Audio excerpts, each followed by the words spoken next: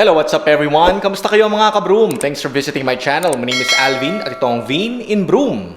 Nga pala, kung bago lang kayo dito sa aking channel, please don't forget to subscribe and hit the notification bell para updated kayo sa mga future videos ko at tulungan nyo ako maabot ang 10,000 subscribers. Merong unang-unang ginawa na video para sa introduction sa pag-invest sa stock market. And sinabi ko doon na yung ating susunod na video is about kung paano ba natin i-execute yung ating mga trades, kung paano yung ating ginagawang pag-analyze sa market, ano yung strategy natin sa pamimili, kung anong mga companies ang bibilin at kung kailan bibili. And ito, ang kasunod na video nitong kauna-unahang video na ginawa ko about investing sa stock market, gagawa natin ng video kung paano natin gagawin yon. At gusto kong i-share sa inyo, bago tayo magsimula uli na mag-invest sa stock market, sasama ko kayo, ano natin gawin, paano tayo mag-decide kung ano ba at kailan bibili ng mga stocks. So panoorin nyo ako, magpe-place tayo ng trade ngayon para bumili ng mga shares of stocks ng mga companies na paglalagakan natin ng pera ngayong magsisimula na ulit tayo mag-invest sa stock market. So ngayon ang gagawin natin, gagawa na tayo ng ating kauna-unahang trade o bibili tayo ng shares of stock na kung saan tayo mag-i-invest. Kagaya nga ng sinabi ko doon sa una kong video dito,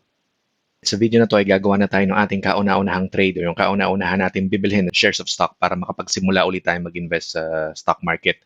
Gaya nga ng sinabi ko sa kauna-unahang video ko dito na pwede kang kumita sa shares of stocks by through price appreciation or through dividends. So ngayon, maghahanap tayo ng isang investment na parehas na pwedeng kumita sa parehas na paraan na yun. So, ang pipiliin lang natin ay yung mga high quality companies kasi aalamin natin kung sino ba yung mga companies na mataas ang dividends na binabayaran. So, maghanap tayo ng company na kung saan malaki ang chance na kumita sa parehas na paraan sa price appreciation and sa dividends. So, kung ang pipiliin natin ay high quality companies, kung sakali man na hindi tumaas yung kanyang value, halimbawa ay bumaba pagkatapos natin bilhin, imbis na tumaas yung presyo ay bumaba yung presyo, at least pwede nating hawakan pa ng mas matagal. And habang hinahawakan natin sila mas matagal, hindi man tumataas yung kanyang presyo para maibenta sa mas mataas na halaga, pwede naman tayong tumanggap ng dividends. Andito tayo ngayon sa aking online trading platform at tulad nga ng sinabi ko, ang unang dapat yung gawin bago makapagsimula is kailangan nyo mamili ng stockbroker na gagamitin nyo. In my case, ang gamit ko na stockbroker is BPI Trade. And kapag ka meron kang online trading platform, yung broker mo na ang magbibigay sa'yo ng mga tools na kailangan mo. So halimbawa dito sa atin, 'di ba?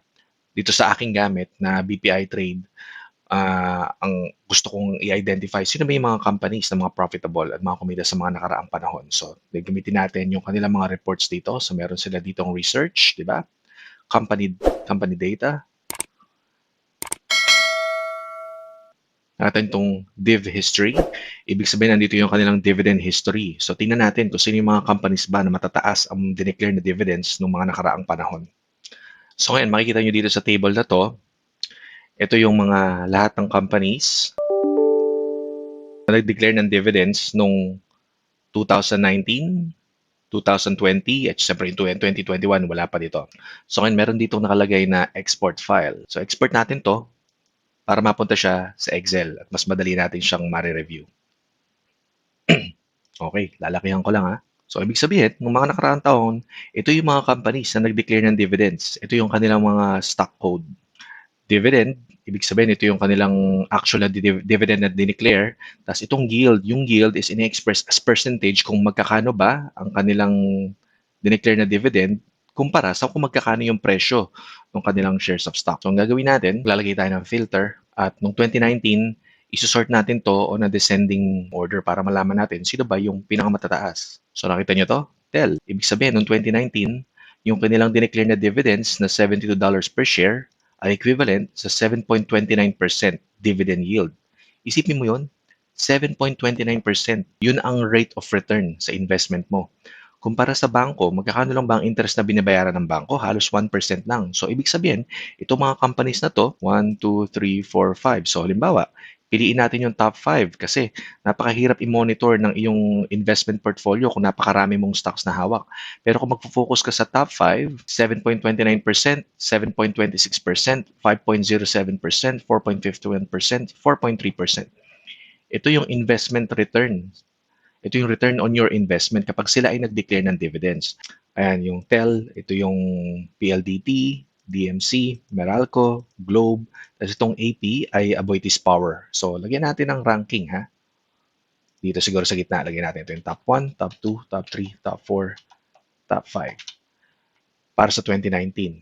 Ngayon, tingnan natin sa 2020. I-sort natin from largest. Biruin mo, it's almost the same companies na naandito bukod sa LTG. So LTG lang yung nadagdag sa 2020. Pero in 2019, tsaka 2020, yung DMC, PLDT, Meralco, Aboitiz Power, tsaka Globe, ang top 5 paying dividends sa Philippine Stock Exchange. So, sigurado na kung itong mga companies ito ang pipiliin natin, hawakan man natin ng matagal, is okay lang kasi may tatanggapin tayong dividends.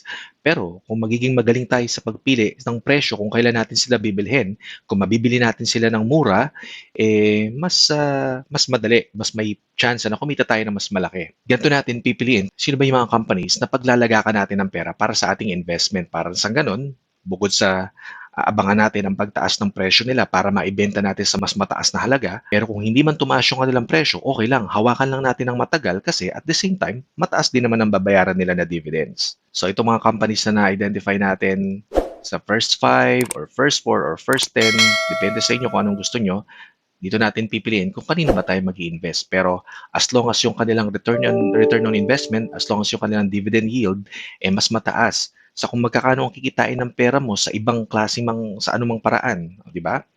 As long as yung kanilang dividend yield ay mas mataas sa kung magkakano ang pwede mong kitain sa ibang paraan, kagaya ng pag-invest sa term deposit, sa bangko, or sa kahit na ano pang businesses, kung mapipili mo yung mga companies na mataas ang return, kikita yung pera mo in a very satisfactory manner. At isang paraan lang to, di ba? Yung dividends lang siya. Pero kung halimbawa, bilhin mo siya ng mura, hintayin mo na bumaba, i-analyze mo yung kanilang mga stock prices, kung sa palagay mo yung mura yung stock tsaka ka bumili, mas mataas ang chances na kumita ka both sa dividends and through price appreciation. So tingnan lang natin sa pamamagitan nitong analysis na to ng kanilang dividend yield, na identify natin kung sino yung top 5 companies. So bago tayo bumili, alamin muna natin kailan tayo bibili. Agad-agad na ba o maghihintay tayo ng tamang panahon, ng tamang presyo? So dito natin kailangan ng ibang mga tools. Kailangan natin malaman yung price history ng companies na pag-i-invest na natin. So halimbawa, na-identify natin na, itong DMC or DMCI, 2019 is 7.26%. Tapos 2020, despite the pandemic, nakapag-declare na sila ng dividends na 10.9% return. So gusto kong bumili ng DMC na shares of stocks, or DMC man or TEL. Yung TEL is PLDT. Yan. Yung MER is Meralco. Tapos yan, alamin nyo na lang kung ano yung ibig sabihin ng mga stock codes na to. So, napili na natin kung sinong company. Meron akong ginagamit na charting tool na tinatawag na Investagrams. So, tignan natin yung DMC. DMCI Holdings. Yan yung pangalan ng company. Tignan natin yung kanyang charts. Okay. So, ito yung chart ng kanyang presyo. Itong chart na to, tinatawag na candlestick chart. At itong bawat isang candle na nakikita nyo dito ay kumakatawan sa isang araw. Kasi itong chart na to ay naka-express by day. Nakita nyo itong D? Itong D na to, ibig sabihin nito, ang bawat chart ay kumakatawan sa araw. Pwede nyo palitan yan kung gusto nyo ina-analyze siya na by day. So halimbawa, kung tinitingnan natin to na daily chart. So makikita nyo na nagfa-fluctuate talaga yung value niya. Nakita nyo itong ginagalaw ko na cross na ito. March 19, yung kanyang pinakamababang presyo. So kung matatandaan yun, yung panahon ng pandemic. Pero unti-unti siyang tumaas, bumaba, tumaas, bumaba, tumaas, bumaba. Okay? Kapag meron kayong ganitong chart, marami siyang tools na pwedeng gamitin. So halimbawa, pwede kayong gumawa ng trend line. Diba? Guhitan ko nga ito.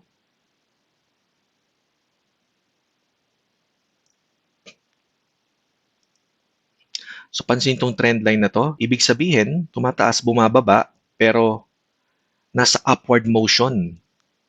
Nasa upward motion yung presyo ng DMC.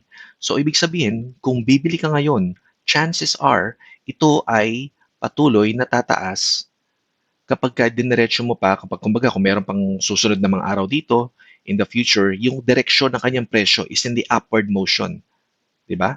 So, tignan natin ito yung kanyang lowest possible price. Tignan natin highest possible price. Diba? So ganito mag-analyze ng price movement ng shares of stock. So kapag gumawa ka ng ganitong trend line, nakikita mo nyo, ibig sabihin, kung bibili tayo ngayon, ito yung pinaka-latest na chart niya.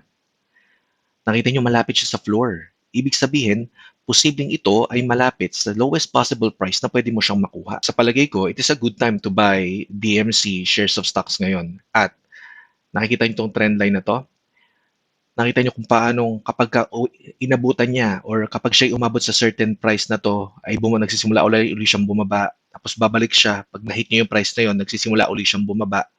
'Di ba? Tapos ngayon nananatili siya, itong presyo na nananatili dito sa linya na to. Pero ibig sabihin, bumili tayo ngayon, subukan natin bumili ng DMCI shares ngayon kasi malapit siya sa floor price or sa lowest possible price na pwede mo siyang makuha. Tapos ibibenta natin siya once na umabot na yung presyo niya doon sa level na to. 'Di ba? So kung halimbawa ang presyo niya ngayon ay $4.40, chances are, based sa kung paano nagbe-behave yung kanyang price, once na matouch niya uli itong linya na to, magsisimula uli siyang bumaba. So yun yung iiwasan natin. Bumili tayo habang naandito ang presyo, hintayin nating umabot yung presyo dito sa level na to, at doon natin siya ibebenta.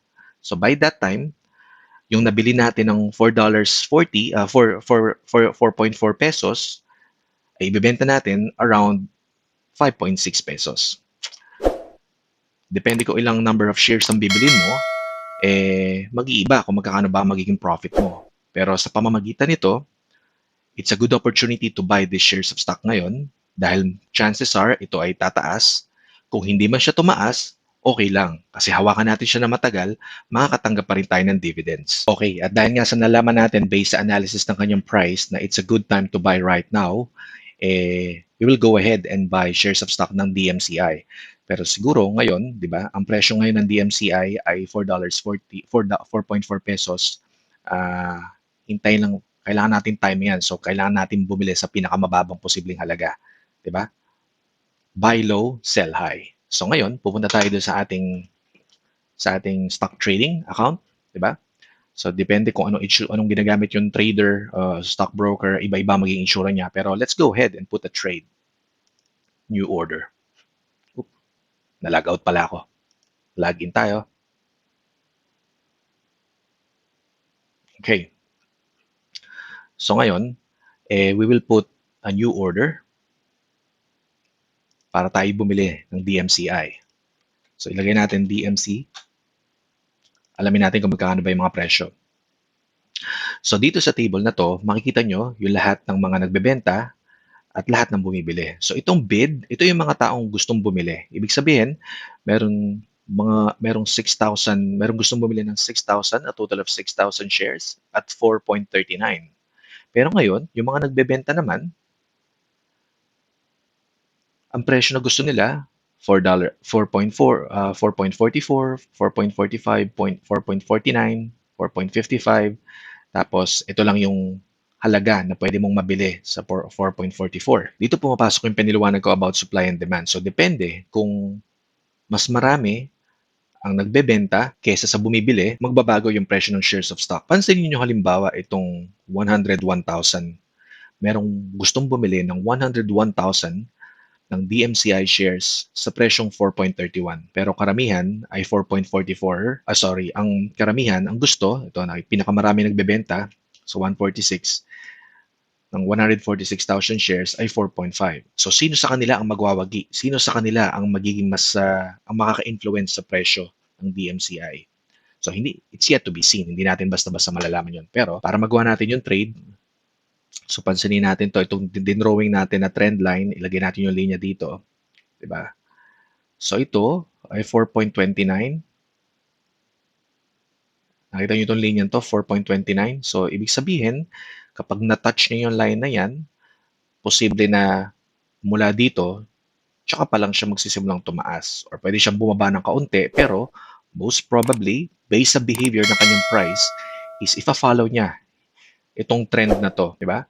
So let's go ahead and buy shares of stock ng DMCI. Sa anong presyo? So tingin natin, 4.31. Nakikita nyo yung ibang mga bumibili rito. Nakikita nyo maraming bumibili sa presyong 4.31. So let's go ahead and buy at this price. So depende kung magkakano ang gusto niyong bilhin. So in the case, sa ating case, bibili tayo ng ating i-invest dito sa DMCI ay 100,000 pesos. Para malaman natin kung ilan ang mabibili natin, i-divide natin sa 4.31. So ibig sabihin 23,200. So bibili tayo ng 23,200 shares ng DMCI at 4.31. Yan. So itong order na to, kumbaga ito yung pinadala nating instructions sa ating stockbroker na, kapag umabot ng 4.31 ang presyo ng DMCI, ibili mo ko ng 23,200 shares. Okay? At nakalagay dito yung term, yung day, ibig sabihin itong order natin na to, it is only good for the day. Kapag hindi umabot yung presyo na to, ika-cancel na nila itong ating order na to. Pero right now, we will be investing 99,992 dito sa ating trade na gagawin na to. Okay? So ngayon, yung market ay closed, pero this order will be added to the order queue. So ilagay na natin tong order na to. Your order was not sent because of the following problems. Invalid quantity. So ibig sabihin, baka dapat yung ating quantity ay divisible by certain interval. So baka dahil merong butal na 200, hindi pwede. So gawin na natin 24. So 24,000 shares at 4.31. So 103,000 yung ating i-invest dito. Pero okay lang naman. Yan. Confirm order. Ayan. So, ibig sabihin, okay yung ating quantity. Pwede na to.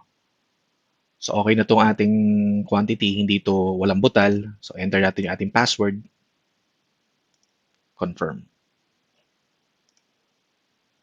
At nalagay dito, queued order has been sent. So, lahat ng ating mga order na ginawa ay available pag check natin dito sa view orders. Ayan. So, makikita nyo, meron na akong mga ginawang trade dito. So, ito yung ating DMC. Bumibili tayo ng 24,000 shares at $4.31. So, 103,000 ang ating ini-invest dito. Tapos, Meralco, naglagay na ako ng trade kanina for 1,700 shares sa presyong 290. So, that's 493,000 ang ating ini-invest dito sa Meralco. So, ayun. Hihintayin na lang natin na magbago yung presyo nitong dalawang stock na to para kapag naabot nila yung presyo na gusto natin, mabibili itong number of shares na to na gusto natin pag-investan. Okay, so since nagawa na natin yung ating mga kauna-unahang mga trades, mag-identify pa tayo ng ibang investment opportunity. And using the same strategy, we'll try to identify quality companies kung saan magpa-profit tayo both sa price appreciation at saka sa dividends. Gamit uli natin itong ating dinownload na report sa ating stockbroker ng historical dividends declared ng ibang mga company at in-identify natin yung kanilang mga dividend yield. So same thing, ito 2020, 2019. So i-rank natin, sino ba yung matataas ang dividends na dineclare noong 2019? So nakita nyo sa nauna kong video na bumili tayo ng shares ng DMC, tapos meron na rin tayong order para sa Meralco. Itong AP, tingnan natin ha, kasi wala pa tayo nitong AP or Aboitiz Power. So ito yung chart ng Aboitiz Power. Daily chart ito, okay? Same thing, nung March 16, nung panahon ng lockdown, iyon yung kanyang pinakamababang presyo. Nakita nyo itong linya na to, yung kanyang chart, ayan. Itong pinakahuli na to, kung magkakano yung presyo niya ngayon. So tingnan natin, ano bang kanyang trend? Tingnan natin yung lowest possible price. So ibig sabihin, ito pag finalo mo tong trend na to, yung kanyang shares of stock ay nagte-trade at the lowest possible price. So ito ay na-touch niya na itong tinatawag na parang floor price. Tingnan natin yung taas ha, yung kanyang upper range. So mapapansin nyo yung kanyang graph, yung presyo niya is contained lang within this trend line. Na kung saan kapag na-touch na tong trend line, magsisimula uli siyang tumaas. Tapos kapag na-hit niya yung ceiling, magsisimula na uli siyang bumaba. Kita nyo? Ceiling, hindi niya binibreak itong trend line na to. Yung presyo niya is laging contained lang within this trend line. So ngayon ito, nag-touch siya dito sa floor price. So it's interesting to find out kung ito ba ay magpapatuloy sa pagbulusok pababa. Pero chances are, maaring ito ay tumaas hanggang dito sa level na to. So ang gagawin natin, magpe-place tayo ng trade to buy Aboitiz Power shares habang naandito pa siya sa level na to. Diba? And then, kapag umabot yung presyo niya dito, is isa-sell natin kasi hindi natin alam kung siya magpapatuloy tumaas o baka bumaba uli siya. So, bilhin natin sa mababang presyo dito at ibebenta natin pag umabot sa price na to. So punta tayo sa ating trading platform. New order by Aboitiz Power. Tingnan natin anong quote. Ayan, Aboitiz Power Corporation. Pinakamaraming bumibili. Ito, 52,000 ang binibili sa presyong $26.20 sa presyong 26.20. 26.20. Okay, so may mga kumbaga ang presyo ngayon ay 26.30 pero marami ang naghihintay na bumaba ang presyo sa 26.20 bago sila bumili, 26.20. Yan, mas marami ang bumibili kaysa sa nagbebenta, di ba? Mas marami ang bumibili kaysa sa nagbebenta. Dahil mas maraming gustong bumili, pabababain nito yung presyo nitong Aboitiz Power. Diba? Mas maraming sellers kaysa sa buyers. Kaya sa palagay ko, huwag nating tularan itong bumibili sa 52,000 kasi patuloy pa to nababagsak.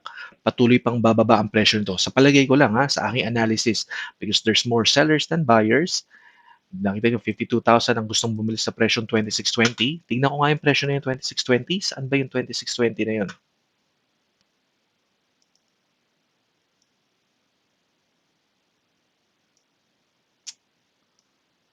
$26.20. Ayan, siguro, yung presyo niya na $26.20. So, ang gagawin natin, nakita nyo to, dito tayo mag-enter, dito tayo bibili sa 26.20. Kapag umabot ang presyo dito sa presyong to, ibebenta na natin yon. Pero kapag ka naman umabot siya dito, yung presyo dito, para i-minimize natin yung losses, is pwedeng ibenta na natin siya, or since high quality stocks naman tong hanap natin, itong hawak natin, pwede natin i-ignore muna yung kanyang price movement at least tatanggap pa rin naman tayo ng dividends na based on history, ang Aboitiz Power is 4.3 and 4.4, which is mas mataas pa rin kaysa sa term deposit or sa interest na babayaran ng mga bangko. Di ba? So, doble kara. Kung tumaas yung presyo dito, ibenta natin. Di ba? Tataas yan. From 26.30 to 30.19, malaking price difference na rin siya. Parang 4 pesos bawat share. Kung bumaba naman dito, para hindi na tayo malugi na mas malaki, pwede nating ibenta or patuloy nating hawakan sa mahabang panahon kasi kahit papano, 4.4% pa rin siya, 4.9%. Di ba? Okay, so let's go ahead and put a trade sa Aboitiz Power. Marami bumibili sa 26.30, 26.20, and 26.15. So palagay ko, yung 26.20, magandang presyo na siya based dito sa ating trend line, di ba? So let's buy. Same thing. Nga pala, kapag kayo nag-i-invest, huwag niyong nilalagay lahat ng inyong pera sa isang stocks lang. Hati-hatiin nyo. Kung i-diversify ninyo para kung maapektuhan lang is yung mga financial institutions, yung mga bangko, or yung telecoms, or yung technology, or yung commodities, or yung retail, hindi kayo may hit ng one time, big time. So, kailangan i-diversify. I would suggest na up to 10% lang ng portfolio nyo ang invest nyo. So, bibili tayo sa presyong 26. So, bumili tayo ng 4,000 shares at 26.10. Ayan, 26.10 na andito siya. 26.10. Ayan, di ba? So, malapit lang siya sa current na presyo na 26.30, 26.10 kasi pag sinundan natin itong trend line, itong linya na to, mga nasa around 26.10 siya. And palagay ko, may hit yung price na yan, pero mabibili natin siya sa mababang presyo. So, 26.10, di ba? 104,000. Yun ang i-invest natin dito sa AP, preview order. Lagay natin to, confirm. At yung order natin na yun ay naandito na. So ito yung mga tatlong shares of stock na ating hinihintay na maabot yung presyo na yon para tayo makapag-invest. Ayan, nakita nyo, nakapag-place na tayo ng ating trade, ng ating order sa market. So sana maabot niya yung mga presyo na yon na ating inaabangan para makabili tayo ng mga shares of stock sa mababang halaga and mas ma-improve, magkaroon tayo ng mas mataas na chance na mag-profit sa pagbabago ng presyo kapag tumaas yung presyo ng mga shares of stock nung binili natin na yon. At kung sakaling hindi man siya tumaas at magpatuloy siyang bumaba, hahayaan lang natin siya, hawakan lang natin siya doon ng matagal kasi mga nagde-declare naman ng dividend o nagbibigay naman ng dividends yung mga companies na pinili natin na yon. So, hindi man siya agad-agad tumaas ang presyo, bumaba man siya at matagalan bago makabawi, pwede natin siyang hawakan pa rin sa matagal na panahon at kikita pa rin yung pera natin na nakatali sa kanila. Ayun, sana'y nagustuhan nyo yung ating pagpapakita sa inyo, lalo sa inyo mga nag-aaral kung paano ba mag-trade sa stock market. Sana nagkakaroon na kayo ng idea kung paano siya simulan at kung paano ba yung dapat gawin. Pero gusto ko lang sana ipaalala sa inyo na mag-aral kayo mabuti. Aralin nyo muna ng husto bago nyo gawin Hindi nyo dapat yun gawin na parang sugal na bahala na. Dapat may strategy, meron kayong set of rules kung kailan kayo papasok at lalabas to sa inyong investment. Ayun, at dito ko na siguro tatapusin tong vlog ko na to. Kung bago lang kayo dito sa aking channel, please don't forget to subscribe and hit the notification bell para updated kayo sa mga future videos ko. At kung dati ko na kayong subscribers, maraming salamat sa inyong patuloy na panonood at laging tatandaan, like, share, and comment lang para tuloy-tuloy ang kwentuhan. And I will see you on my next video.